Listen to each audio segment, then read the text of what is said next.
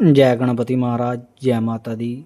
पिछली वीडियो में हमने महाराजा दशरथ की कथा के बारे में बताया था कि दशरथ महाराज कौन से व्रत का पालन किया। आज हम आपको राक्षस राज रावण की कथा के बारे में बताएंगे, जो पौष कृष्ण चतुर्थी व्रत कथा है।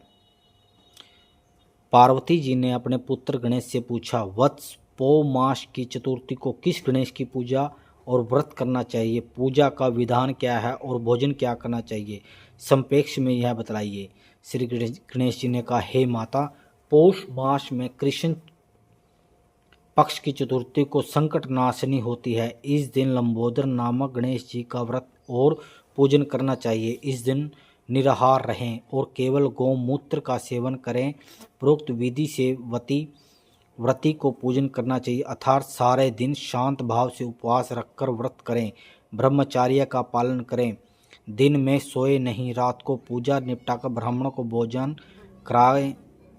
दूध की खीर में डालकर गणपति मंत्र से हवन करें, तब राजा को भी अपने वश में किया जाता है। इस संबंध में एक पुरानी कथा है।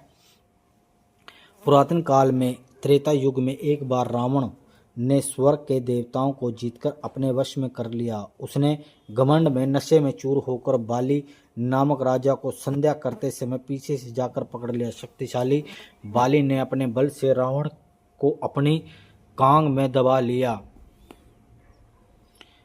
और आकाश के रास्ते किष्किंधा नामक अपनी नगरी में ले गया। वहां बाली ने अपने बलवान पुत्र अंगद को रावण को खिलौने के रूप में खेलने के लिए दे दिया। अंगद ने खिलौना समझ पशु की भांति उनके गले में रस्सी बांधकर उन्हें नगर में घुमाना शुरू कर दिया। वह कभी रावण को इधर कभी उधर घुमाने लगा। संसार को जीतने वाले रावण की यह दशा देखकर किष्किंधा नगर में रहने वाले समस्त नगरवासी उस पर हंसने लगे।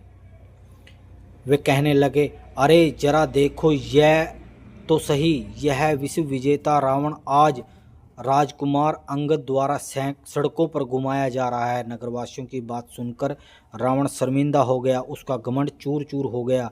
रावण ने इस दुख से छुटकारा पाने के लिए अपने पितामह पुलस्त्य नामक मुनि का स्मरण किया। अपने नाती की दीन पुकार सुनकर मुनि को आश्चर्य हुआ कि ऐसी दशा क्यों हुई। अधिक गर्व करने से दानव, मनुष्य आदि का भी नाश होता है। पुलस्त्य ने रावण के पास पहुंचकर कहा, तुमने मुझे क्यों याद किया? रावण ने कहा, हे नाना जी, देवताओं को जीतने के कारण घमंड करने से यह मेरी दुर्गति हुई है। मैंने पूजा करते हुए एक वानर को देखा पश्चिमी महासागर के किनारे।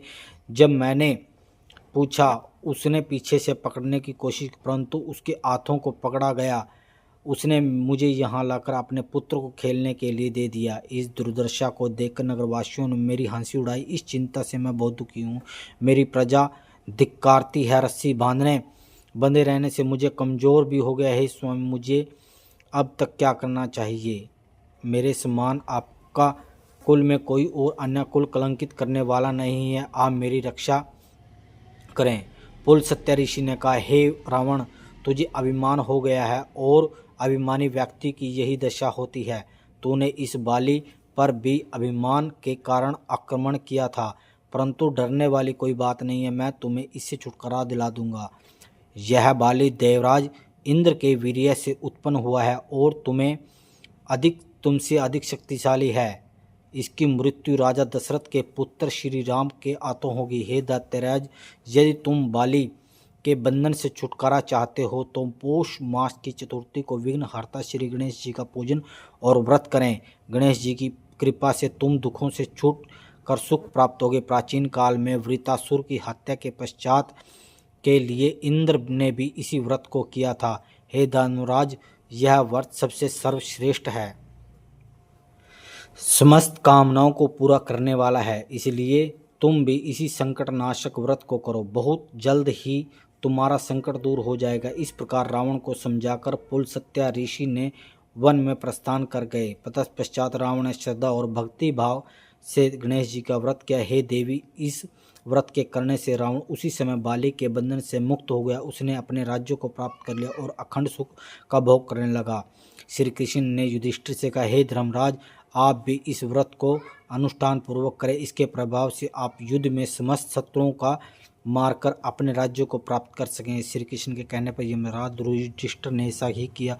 युधिष्ठिर ने पौष कृष्ण चतुर्थी का व्रत विधि सहित किया और राज्य को पुण्य प्राप्त कर लिया। बोल सच्चे दरबार की जय, गणपति महाराज की।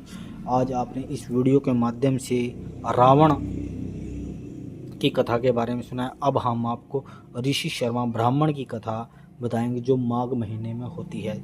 जय माता दी, जय गणपति महाराज की।